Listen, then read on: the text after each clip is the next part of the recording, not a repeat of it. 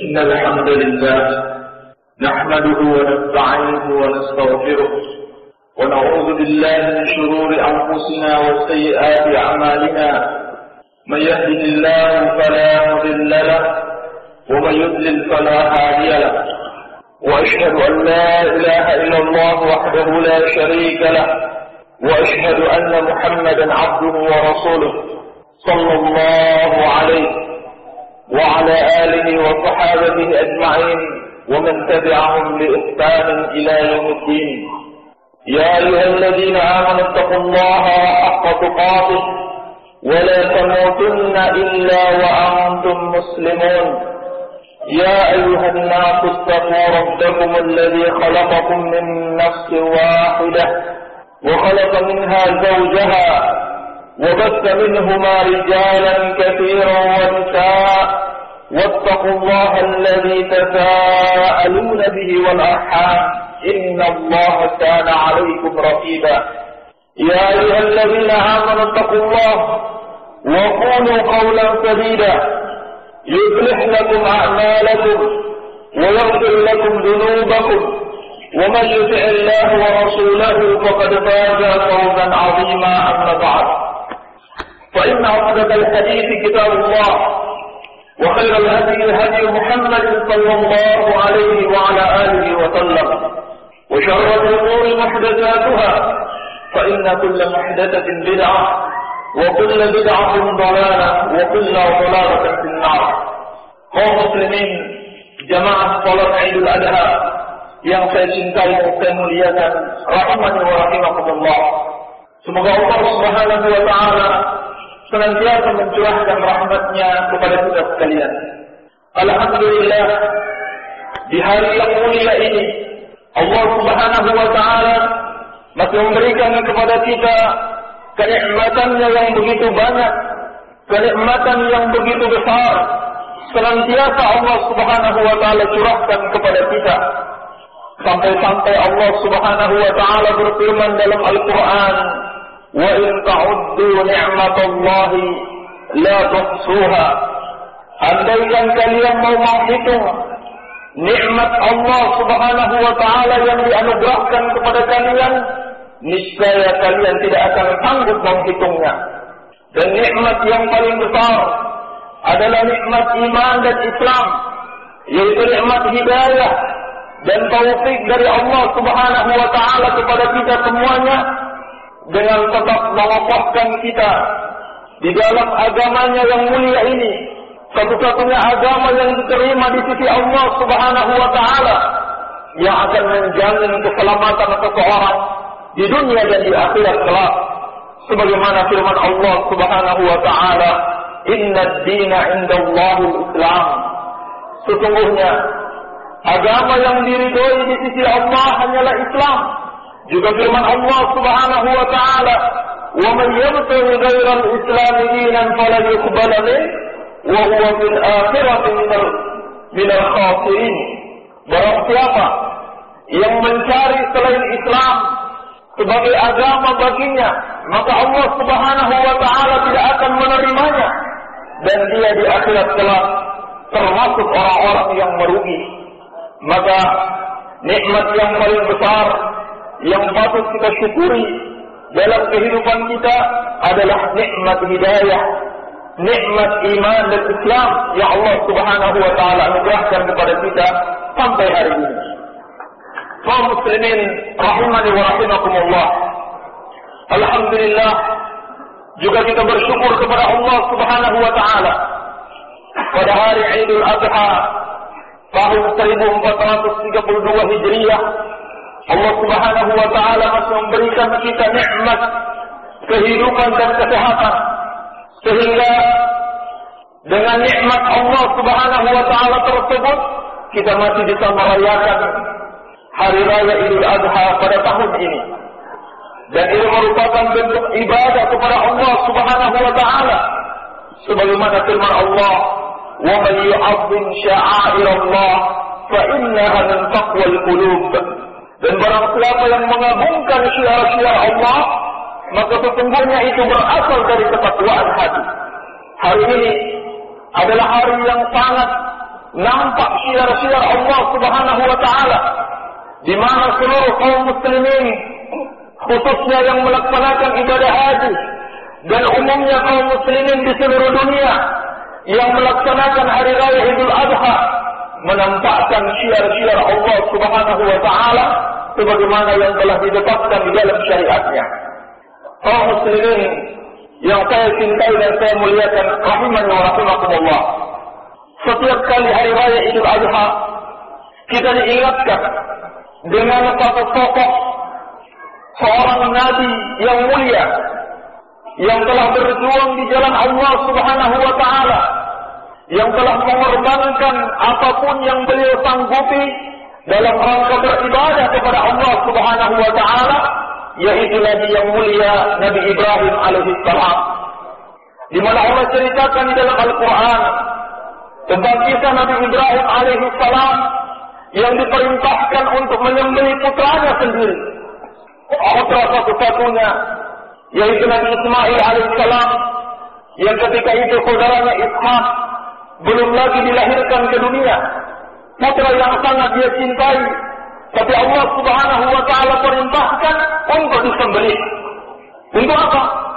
Untuk menguji Nabi Ibrahim alaihissalam, apakah beliau orang yang betul-betul beribadah kepada Allah, rela mengorbankan apa saja demi untuk menuruti perintah Allah dan menjauhi larangannya. Allah Subhanahu wa taala menceritakan dalam Al-Qur'an ketika Nabi Ibrahim alaihissalam berdoa kepada Allah, Rabbi habli minas salihin, ya Allah, anugerahkan aku anak yang saleh. Fabasyarnahu bi ghulamin halim, maka Allah kabulkan dengan menganugerahkan kepada beliau anak yang sabar, yaitu seorang nabi juga, Nabi Ismail alaihi salam. Falamma balagha ma'ahu sa'ya, dan ketika Nabi Ismail alaihi salam telah bisa bersama-sama Nabi Ibrahim alaihi salam membantu beliau, tiba-tiba Allah Subhanahu wa taala perintahkan Nabi Ibrahim alaihi salam untuk menyembelih putranya sendiri, sehingga Nabi Ibrahim berkata kepada anaknya, qala ya bunayya inni ara fil manami anni azbahuka fanzur madza tara. Beliau berkata, wahai anakku, sesungguhnya aku telah melihat dalam mimpiku bahwa aku diperintahkan untuk menyembelih kamu. Maka apa pendapatmu? Maka Nabi Ismail alaihi salam yang telah dididik oleh ayahnya menjadi orang yang sabar, juga menjadi orang yang selalu menjalankan perintah Allah dan menjauhi larangannya. Dia tidak menentang perintah Allah Subhanahu wa taala tersebut, malah dia mengatakan, qala ya abati if'al ma tu'mar satajiduni insyaallahu minas sabirin. Wahai bapakku, lakukan sesuai yang diperintahkan Allah kepadamu, insyaallah engkau akan mendapati aku termasuk orang-orang yang sabar. Inilah teladan yang sangat besar bagi kita, bagaimana Nabi Ibrahim dan Nabi Ismail alaihissalam dalam menerima perintah Allah, mereka tidak melakukan tawar-menawar. Apapun yang Allah perintahkan, mereka langsung laksanakan. Tidak peduli apakah perintah tersebut sesuai dengan akal dan perasaan mereka, apakah bertentangan atau sesuai dengan hawa nafsu mereka, mereka tidak peduli, mereka terima. Maka kata Allah Subhanahu wa taala, falamma aslama, ketika mereka berdua, ketika Nabi Ibrahim alaihissalam telah berserah diri kepada Allah untuk menyembelih putranya, wa qallahu lil jadid, dan dia baringkan Nabi Ismail alaihissalam menghadap ke bawah karena beliau tidak tega melihat wajahnya, maka dibaringkan menghadap ke bawah. Lalu Allah Subhanahu wa taala berfirman, wa nadainahu ayya Ibrahim qad saddaqta ar-ru'ya. Kami berseru, wahai Ibrahim, engkau telah benar-benar membenarkan mimpi tersebut, yakni engkau benar-benar menjalankan perintah Allah Subhanahu wa taala. Inna kadzalika najzil muhsinin, inna hadza lahuwal bala'ul mubin.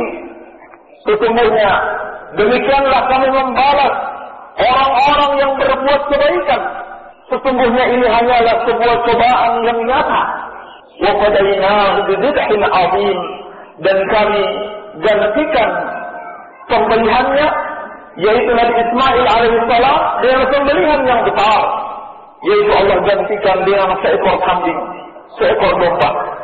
Inilah satu kisah yang sangat berharga, yang senantiasa terpatri dalam kehidupan kaum muslimin. Bagaimana pengorbanan seorang Nabi Ibrahim alaihissalam dan anaknya, sehingga sampai hari ini kita masih menjalankan ibadah kurban sebagai bentuk peneladanan kepada Nabi Ibrahim alaihissalam, dan juga telah diteladani oleh Rasulullah sallallahu alaihi wasallam. Maka hendaklah kita mengambil pelajaran yang sangat berharga dari kisah yang mulia ini. Setiap tahun kita melewati Idul Adha, jangan kita lewatkan pelajaran yang paling besar, yaitu ketundukan kepada Allah Subhanahu wa Ta'ala, bersedia menjalankan semua perintah Allah dan menjauhi larangan-larangan Allah Subhanahu wa Ta'ala. Dan ketahuilah kaum muslimin, perintah Allah Subhanahu wa Ta'ala yang paling tertinggi adalah tauhid, dan larangan Allah Subhanahu wa Ta'ala yang paling besar adalah menyekutukan Allah Subhanahu wa Ta'ala.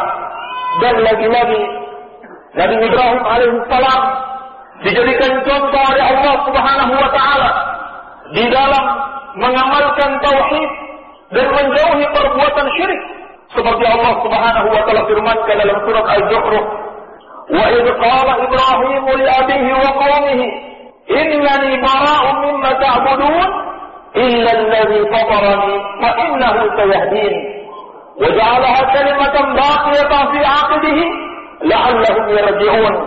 Lagi-lagi Allah Subhanahu wa Ta'ala memberikan kita teladan Nabi Ibrahim alaihissalam di dalam penegakan tauhid dan dalam menjauhi perbuatan syirik kepada Allah Subhanahu wa Ta'ala. Allah berfirman dalam surat Al-Zukhruf, wa idh qala Ibrahim li abihi wa qaumihi, dan ketika Ibrahim berkata kepada bapaknya dan kaumnya, bapaknya sendiri dan kaumnya sendiri, innani bara'un mimma ta'budun, sesungguhnya aku berlepas diri dari apa yang kalian sembah, illa alladhi fatarani, kecuali zat yang menciptakan aku. Kaum muslimin rahimani wa rahimakumullah, mari kita perhatikan ucapan Nabi Ibrahim alaihissalam ini. Sesungguhnya dalam ucapan tersebut terkandung makna la ilaha illallah. Ibrahim mengatakan, innani bara'un mimma ta'budun, sesungguhnya aku berlepas diri dari apa yang kalian sembah.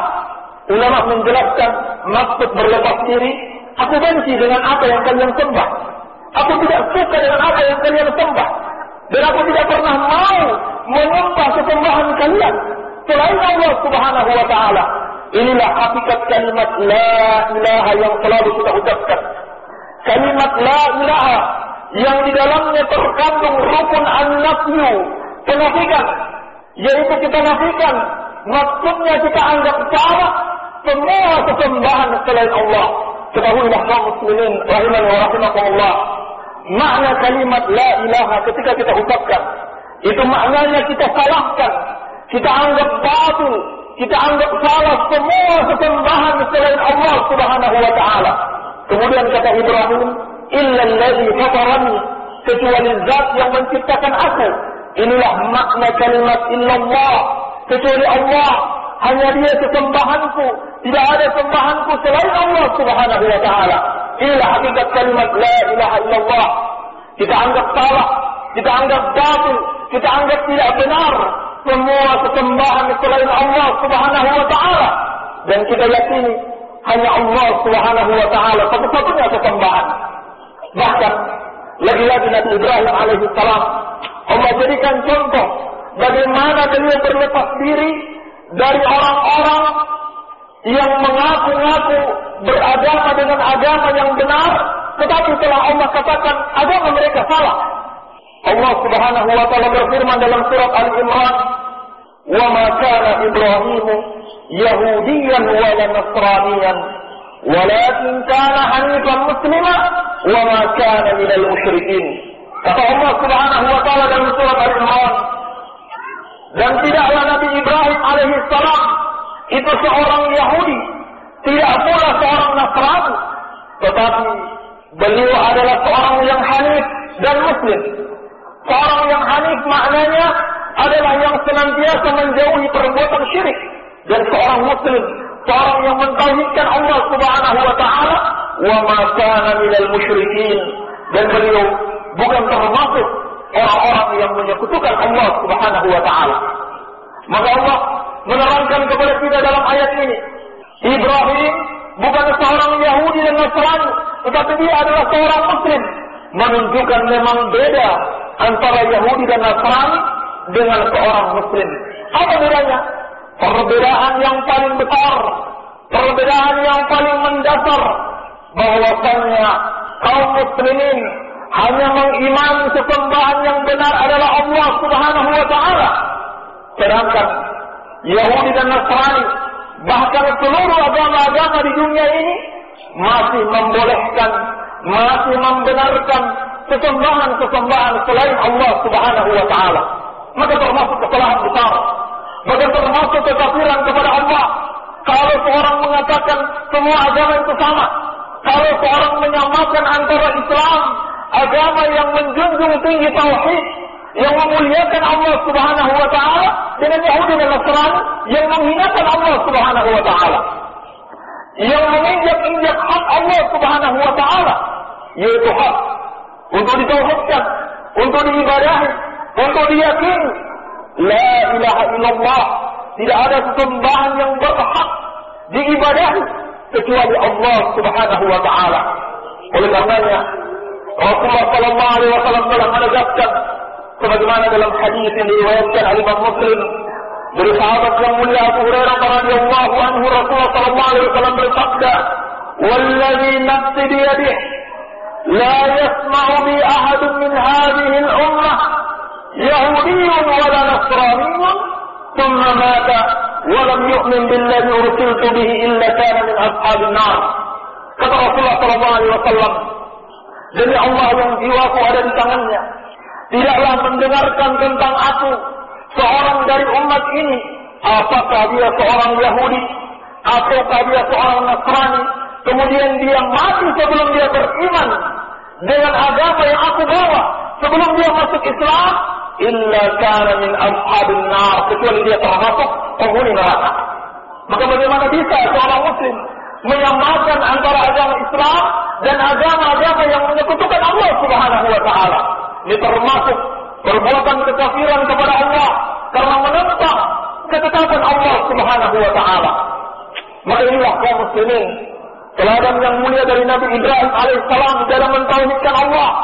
Allah telah puji beliau, wa ma kana minal musyrikin, dan beliau bukan termasuk orang-orang yang menyekutukan Allah Subhanahu wa taala. Maka pertanyaan besar bagi kita, sudahkah kita mentauhidkan Allah? Sudahkah kita mengikuti jejak Nabi Ibrahim alaihissalam? Sudahkah kita menjauhi perbuatan syirik? Atau jangan-jangan kita masih melakukan perbuatan syirik kepada Allah Subhanahu wa taala yang akan mengakibatkan kita tidak akan diampuni dosanya apabila maju menghadap Allah dengan membawa dosa syirik. Sesungguhnya Allah telah menetapkan di dalam kitabnya, siapa yang mati meninggalkan dunia ini dalam keadaan dia pernah berbuat syirik dan dia belum sempat bertobat, maka dosanya tidak akan diampuni.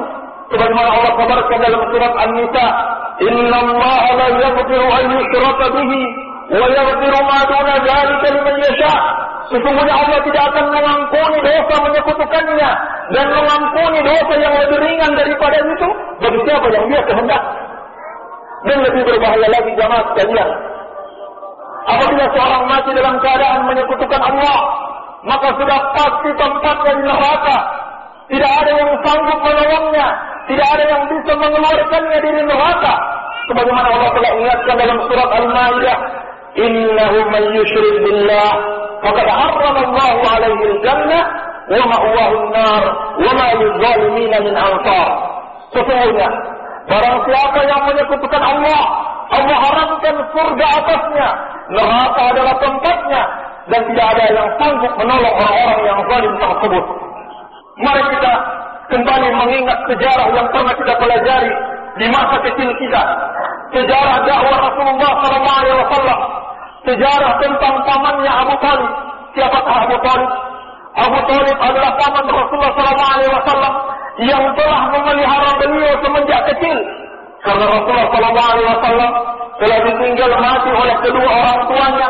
Kemudian semenjak beliau masih kecil, kemudian beliau diasuh oleh kakeknya. Baru berumur 8 tahun kakeknya juga meninggal. Maka pada akhirnya pamannya Abu Thalib pun mengasuh beliau. Abu Thalib mengasuh Rasulullah SAW sejak kecil sampai beliau diangkat menjadi Rasul. Ketika Rasulullah SAW berdoa atau berdakwah, Rasulullah SAW berdakwah di kota Makkah.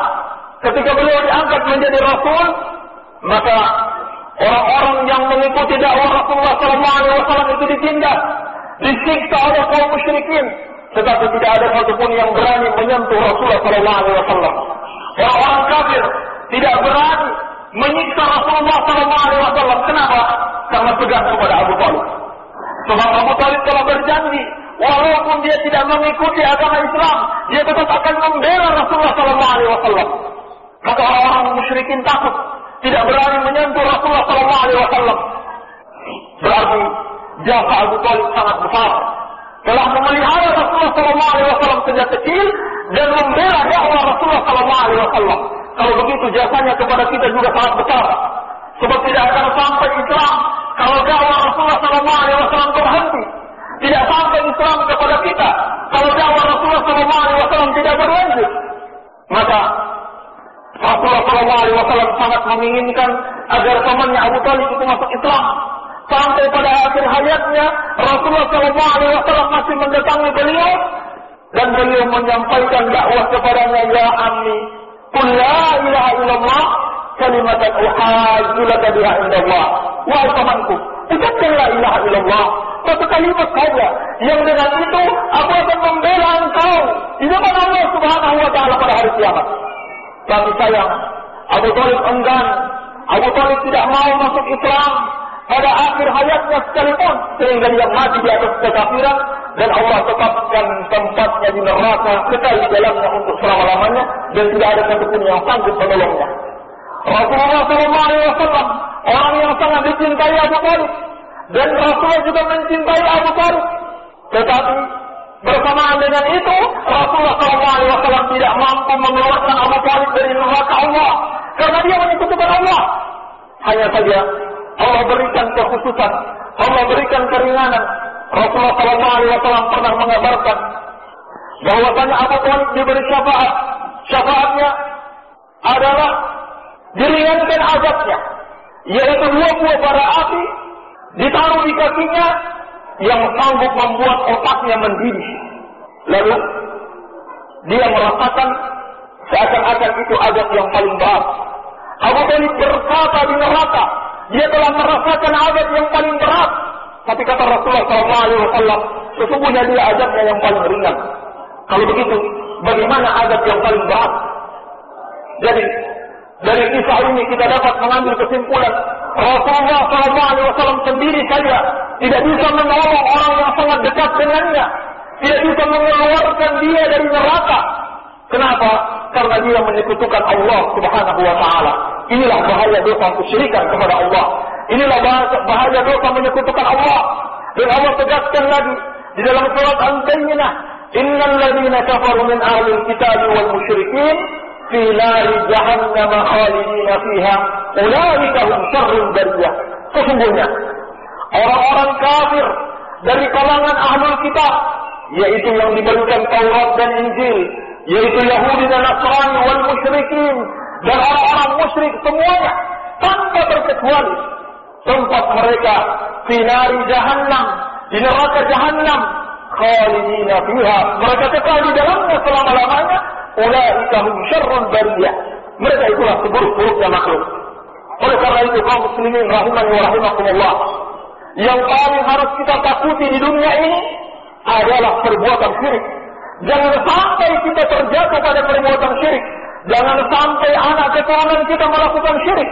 Lagi-lagi Allah Subhanahu wa taala mencontohkan Nabi Ibrahim alaihissalam ketika beliau berdoa kepada Allah Subhanahu wa taala, "Wajnubni wa baniya an na'budal asnam." Wahai Allah Subhanahu wa taala, jauhkanlah aku dan keturunanku dari menyembah berhala. Inilah teladan Nabi Ibrahim alaihissalam. Beliau takut. Beliau seorang nabi tapi takut. Takut kalau beliau menyembah berhala.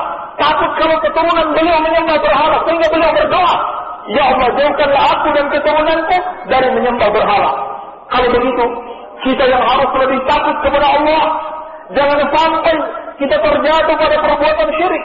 Kita yang harus lebih khawatir, jangan sampai kita terjatuh pada perbuatan syirik. Karena bahaya yang sangat besar yang akan mengancam setiap manusia apabila dia menyekutukan Allah Subhanahu wa taala dan dia mati dalam keadaan menyekutukan Allah sebelum dia bertobat. Maka dari itu perlu kita jelaskan secara singkat apa saja yang termasuk perbuatan syirik untuk kita berhati-hati darinya agar kita terhindar darinya. Di antara yang dijelaskan para ulama adalah kesyirikan di dalam perbuatan-perbuatan Allah Subhanahu wa taala.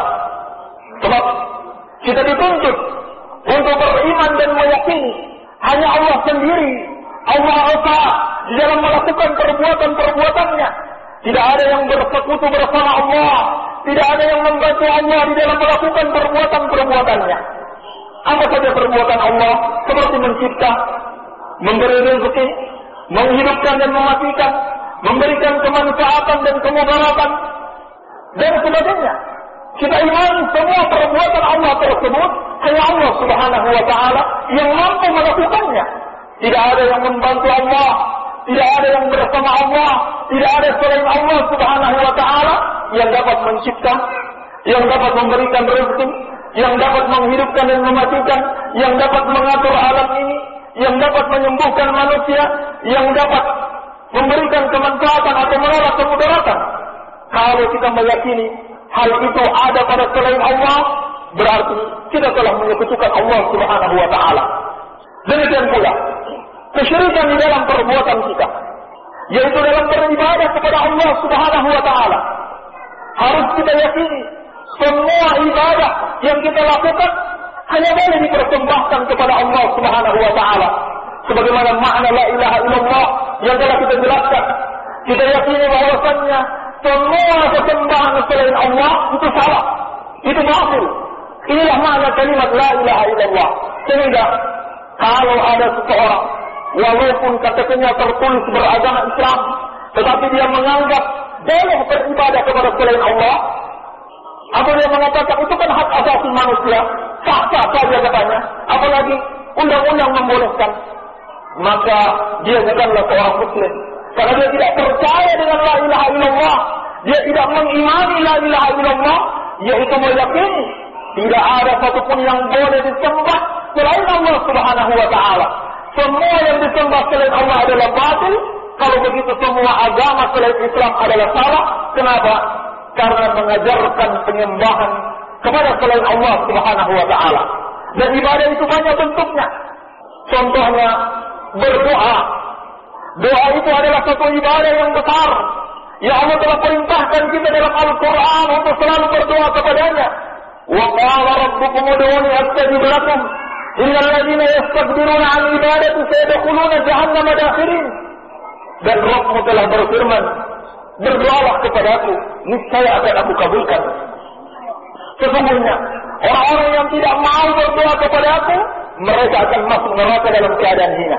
Oleh karena itu, kalau kita berdoa kepada selain Allah, seperti yang dilakukan oleh sebagian orang, mereka berdoa kepada para wali yang sudah meninggal dunia, mereka berdoa kepada para nabi atau malaikat, bahkan mereka datang di kuburan-kuburan para wali yang mereka anggap itu kuburan keramat, kemudian mereka berdoa kepada penghuni kubur tersebut. Ini adalah perbuatan menyekutukan Allah. Sebab doa itu ibadah, tidak boleh dipersembahkan kepada selain Allah, walaupun mereka mengatakan ini tawassul. Maka ketahuilah itu tawassul yang salah, bukan tawassul yang benar. Adapun tawassul yang benar dengan menggunakan nama-nama Allah dan juga sifat-sifat Allah Subhanahu wa taala, bukan berdoa kepada selain Allah. Itu namanya perbuatan syirik. Nabi sallallahu alaihi wasallam mengabarkan kepada kita, ad-du'a huwa ibadah. Doa itu adalah ibadah. Sehingga apabila kita berdoa kepada selain Allah, berarti kita telah menyekutukan Allah Subhanahu wa Ta'ala. Contoh yang lain, menyembelih. Menyembelih adalah ibadah. Sebagaimana insyaallah Ta'ala yang akan kita lakukan hari ini. Sehingga apabila seorang menyembelih yang dia niatkan untuk persembahan kepada selain Allah, berarti dia telah menyekutukan Allah Subhanahu wa Ta'ala. Oleh karenanya Rasulullah sallallahu alaihi wasallam bersabda, "La'anallahu man dzabaha li ghairillah." Allah melaknat orang yang menyembelih untuk selain Allah Subhanahu wa Ta'ala. Maka termasuk kesyirikan perbuatan sebagian orang, mereka menyembelih hewan atau membuat sesajen-sesajen, kemudian mereka persembahkan kepada syaitan, kepada penguasa laut selatan menurut anggapan mereka, kepada penguasa gunung Merapi menurut anggapan mereka. Ketahuilah yang menguasai semua itu hanyalah Allah Subhanahu wa Ta'ala. Tidak ada yang menguasai laut selatan, tidak pula ada yang menguasai gunung Merapi, tidak pula ada yang menguasai seluruh alam ini kecuali Allah Subhanahu wa Ta'ala. Maka hanya kepadanya lah kita beribadah. Kaum muslimin rahimani wa rahimakumullah, marilah kita mengambil pelajaran dari Idul Adha yang asalnya dari Nabi Ibrahim alaihissalam, yang sampai hari ini Allah Subhanahu wa Ta'ala memerintahkan kita untuk meneladani beliau. Dan Nabi sallallahu alaihi wasallam adalah sebaik-baik contoh di dalam pengorbanan dan dalam peneladanan kepada Nabi Ibrahim alaihissalam. Diriwayatkan oleh Imam Al-Bukhari dan Imam Muslim dari sahabat Anas bin Malik radhiyallahu anhu, beliau mengatakan, "Doa Nabi sallallahu alaihi wasallam bikabshayn amlahain aqranain, zabahahuma biyadihi wa sanna wa kabbara wa wada'a rijlahu ala suhafihima." Kata Anas bin Malik radhiyallahu anhu, Rasulullah sallallahu alaihi wasallam berkorban dengan 2 kambing putih kehitam-hitaman yang bertanduk, yakni kambing jantan yang sangat bagus, tidak mengandung cacat sedikit pun, walaupun tidak terlarang menyembelih kambing betina, tetapi yang paling afdal adalah yang jantan. Kata Anas bin Malik, beliau menyembelih dengan tangannya, beliau mengucapkan bismillah dan bertakbir, dan beliau meletakkan kakinya di antara leher dan pipinya, kemudian beliau sembelih. Maka dari hadis ini, ulama sudah menjelaskan hukum berkorban itu sunnah muakkadah. Ini jumhur ulama. Kebanyakan ulama mengatakan adalah sunnah yang sangat ditekankan. Tidak sepatutnya kita lewatkan kalau kita memiliki kemampuan. Bahkan sebagian ulama mengatakan wajib bagi orang yang mampu. Sebab dalam hadis yang diriwayatkan oleh Imam Ibnu Majah dari Abi Hurairah radhiyallahu anhu, Rasulullah sallallahu alaihi wasallam bersabda, "Man kana lahu sa'atun wa lam yudhi, fala yaqrabanna musallana." Barang siapa yang mampu dan dia tidak berkorban, maka janganlah dia mendekati tempat salat kita. Dari hadis ini sebagian ulama mengatakan kalau begitu yang mampu wajib untuk berkorban. Kemudian ulama menjelaskan bahwa minimal ada 3 syarat hewan kurban itu. Yang pertama, hewan itu adalah hewan yang cukup umur. Seperti sabda Nabi sallallahu alaihi wasallam dalam hadis riwayat Muslim dari Jabir bin Abdullah radhiyallahu taala anhu, beliau bersabda, "La tadbahu illa musinnatan illa yasra 'alaikum fatadbahu jala'atan min ad-dha'n." Janganlah kalian menyembelih kecuali musinnah. Kecuali apabila susah mendapatkan musinnah, maka sembelihlah jala'ah min ad-dha'n. Ulama menjelaskan yang dimaksud dengan hewan musinnah kalau unta berumur 5 tahun, kemudian kalau sapi berumur 2 tahun, dan kalau kambing berumur 1 tahun, dan domba 6 bulan. Ini yang dimaksud dengan musinnah. Lalu kata Rasulullah SAW, kalau sulit mendapatkan musinnah, fatadbahu jala'atan min ad-dha'n, maka sembelihlah hewan yang dimaksud di sini adalah kambing yang minimal umurnya 6 bulan. Ini syarat yang pertama. Adapun syarat yang kedua, hendaklah hewan tersebut sehat dan tidak cacat. Seperti dalam hadis yang diriwayatkan oleh Imam Abu Dawud dari sahabat yang mulia Al-Bara' bin Azib, Rasulullah sallallahu alaihi wasallam bersabda, "Arba'un la tajuzu bil adha'i." Ada 4 cacat yang tidak boleh digunakan dalam sembelihan. Yang pertama, kata Rasulullah sallallahu alaihi wasallam, al-awra bayyinun awruha. Hewan yang buta yang jelas butanya. Wal maridatu bayyinun maraduha. Yang kedua, hewan yang sakit yang jelas sakitnya. Kemudian yang ketiga, wal arja bayyinun dhal'uha. Hewan yang pincang yang jelas pincangnya. Yang keempat, wal katsirul lati la tunqi. Hewan yang kurus yang tidak bertuntung. Ulama menjelaskan bahwasanya ulama seluruhnya sepakat hewan yang memiliki 4 aib ini atau salah satu darinya tidak boleh digunakan untuk dijadikan sebagai hewan kurban. Kalau mau dimakan biasa tidak ada masalah. Tapi dijadikan sebagai hewan kurban maka tidak dibolehkan. Demikian pula yang memiliki aib atau cacat yang semisal dengannya, apalagi kalau lebih parah, maka tidak dibolehkan untuk dijadikan hewan kurban. Tapi kalau cacatnya tidak jelas, cacatnya ringan, maka dibolehkan tetapi makruh. Hal ini hikmahnya jemaah sekalian. Sebab kita tidak akan mencapai suatu kebaktian dan kebajikan kepada Allah kecuali kita membelanjakan untuk beribadah kepada Allah dari harta kita yang terbaik.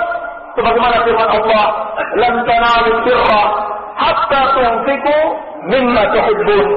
Kalian tidak akan mencapai kebaktian dan kebajikan sampai kalian membelanjakan untuk beribadah kepada Allah dari harta kalian yang paling kalian cintai. Kemudian syarat yang ketiga, hewan tersebut disembelih pada waktunya, yaitu sebagaimana diterangkan para ulama berdasarkan dalil-dalil yang sahih, disembelih setelah sholat Idul Adha dan dibolehkan menyembelih pada besok harinya sampai tanggal 13 Zulhijjah sebelum terbenam matahari. Jadi tanggal 10, 11, 12, 13, 4 hari kita boleh menyembelih sebelum terbenam matahari pada tanggal 13 Zulhijjah. Ini yang perlu dijelaskan di dalam masalah penyembelihan, sebagaimana sunnah dikatakan para ulama di dalam khutbah Id harus dijelaskan tentang hukum-hukum masalah hewan kurban. Kemudian yang terakhir jemaah sekalian, yang juga perlu disampaikan, yang ditunjukkan oleh Rasulullah SAW dalam khutbahnya adalah nasihat bagi para wanita. Rasulullah SAW telah mengingatkan secara khusus kepada para wanita, "Ittala'tu fil jannah fara'aitu aktsara ahliha al-fuqara, wa ittala'tu fil nar fara'aitu aktsara ahliha an-nisa." Aku melihat ke surga, maka aku dapati kebanyakan penghuninya adalah orang-orang fakir. Dan aku melihat ke neraka, dan aku dapati kebanyakan penghuninya adalah wanita. Oleh karena itu kaum muslimin, hendaklah kita jaga wanita-wanita kita, istri dan anak kita, saudari kita, bahkan ibu kita dari azab Allah Subhanahu wa taala. Dan ini secara khusus telah Allah pesankan dalam Al-Quran, "Ya ayyuhalladzina amanu qu anfusakum wa ahlikum nara."